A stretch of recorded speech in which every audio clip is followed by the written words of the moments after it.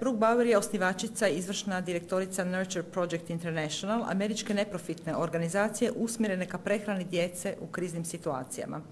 Aktivna je članica grupe Infant Feeding Support for Refugee Children, koja pruža online informacije, resurse i podršku volonterima i organizacijama vezanim uz prehranu djece i izbjeglica u Europi. Certificirana je voditeljica u Laleć ligi, međunarodna koordinatorica pri International Coordinator for the International Caesarean Awareness Network. Brooke Bauer pričat će o iskustvima u podršci dojenju u Grčkoj. Hvala.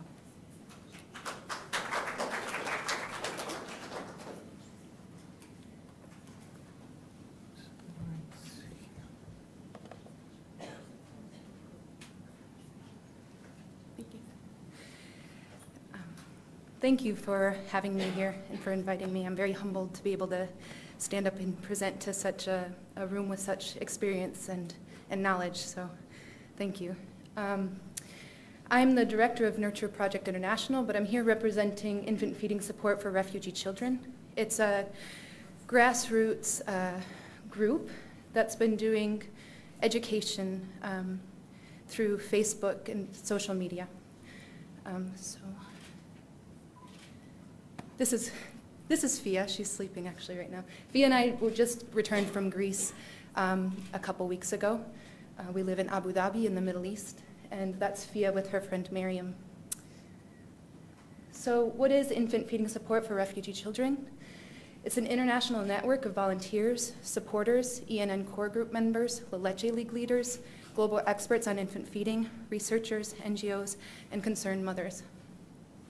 It started as a Facebook group and then widely spread to, sorry, I'm very nervous, widely spread to a website, and as the campaigns continue to grow, the outreach has gone in many different directions. This is an example of something that Infant Feeding Support for Refugee Children does. We've created memes that we've distributed through social media, through volunteer groups, particularly in Greece. As the call for donations comes in, which is frequent, on these volunteer groups, someone from the group often goes in and educates why donations of formula are dangerous. These get put into the groups, and so information is being spread in that level. So why was it created? Because the call for donations was so frequent and so regular, something needed to be done to educate and to help stop this this movement of formula donations. So they promote safe infant feeding practices. It was created for education and advocacy, for breastfeeding promotion, for connection and shared experience. Many of the group members have gone into the field and have returned with their experiences to help to direct where the group goes next. It's a movement of people, resources, and ideas. This video that I'm about to show you has been produced in 5 different languages. One of the benefits of being a global organization is that we have people translating into not only the languages that the refugees are speaking, but also into the languages that the volunteers speak, so that we can educate across the board. This was seen over 44,000 times. It was shared on a number of Facebook groups in a number of different languages.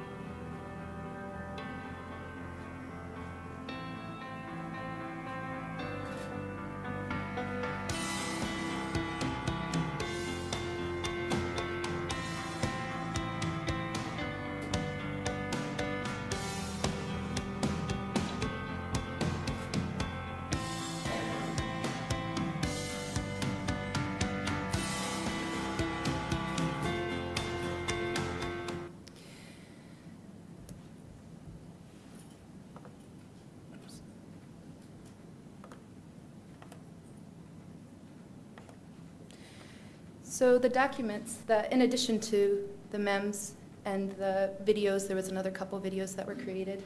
The Infant Feeding Support for Refugee Children group made leaflets based on the INRAM guidance. And in fact, UNICEF Serbia just had it up, one of our documents up on their slides. So we translated them into 9 different languages. They were laid out in easy-to-read flyers. They were put into pamphlets for families. They were laminated and distributed widely throughout camps to different NGOs so that we could inform the volunteers who were indiscriminately handing out formula. We gave them to the families and to the parents. We, in addition, created a simple rapid assessment that was translated into different languages that volunteers could easily use to determine if they needed to, how they could act and work with the families. It had simple, I have examples of all of these if you're interested in taking any away. It has simple questions: how old is your baby? How was your baby fed yesterday? How was your baby fed last week? And you can, on English on one side and on Arabic or Farsi on the other side, so that we could translate without translators to some degree. As people began to become aware of safe infant feeding practices in the field, they were coming back to our group and asking for different documents for us to create something that they could use. So we were responding in that way as well, so that we were creating useful materials for them. We conducted a social media campaign called Safely Fed. We initially were using communications that were promoting breastfeeding. We were trying to explain to volunteer groups and to people who were donating formula that breastfeeding is the safest, breastfeeding is the best in this situation. And we're getting a lot of kickback, as others have mentioned. There was a lot of negative feedback that come from someone's own personal bias and your own cultural understandings that don't work within this kind of situation. And so we were explaining, well, this isn't the same as bottle feeding in Manchester. It's not the same as bottle feeding in New York. And it still wasn't coming across. So they flipped it and they changed the conversation to focus just on formula donations rather than the promotion of breastfeeding. And so they created memes like this. This was one of the most hard-hitting ones, I think, and one of the most shared. It very clearly outlines why donations are dangerous, why we need to have proper support, why we need technical expertise in the field, and that we can't just give powdered formula in baggies through a fence and kiosks, which is happening still now. It's important that we work with these grassroots organizations to change the knowledge base. And that's what Infant Feeding Support for Refugee Children does.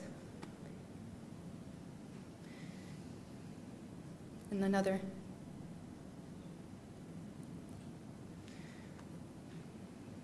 As you know, toddler milk is really common in donation warehouses.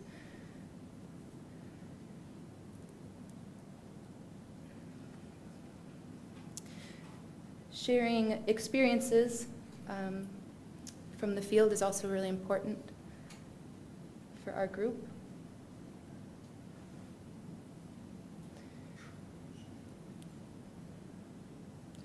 So, Infant Feeding Support for Refugee Children is largely online. It's largely on Facebook, and that's where they do a lot of their campaigns, on Twitter. They have, within the group, there are people that go into the field, and they're taking that knowledge and that experience with them and disseminating it.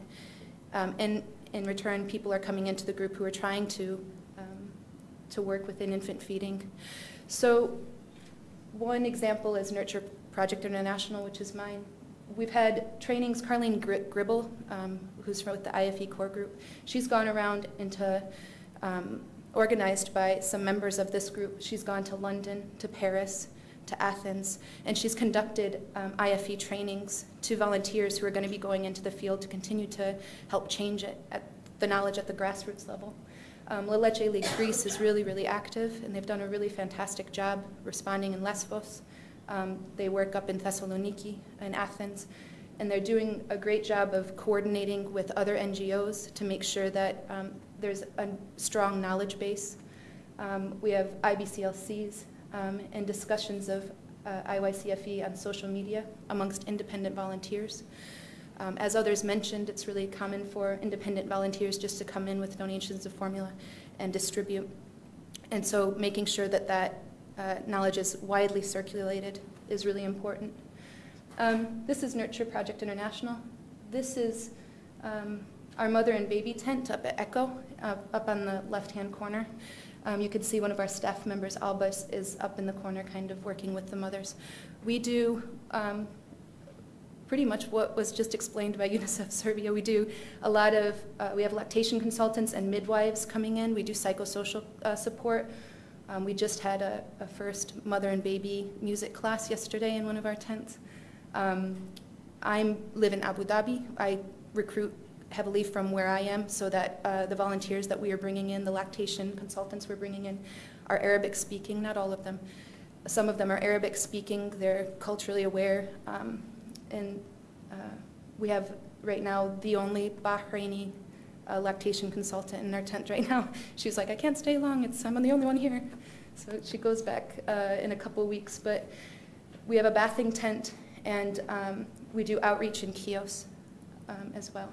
And we do this with the support of the Infant Feeding Support for Refugee Children group, and we use a lot of their materials and their knowledge base. As I mentioned, Carlene traveled to a number of different organizations. Carlene's very active in our group. She has given quite a lot of knowledge to the group members and affected quite a bit of change on the ground, actually.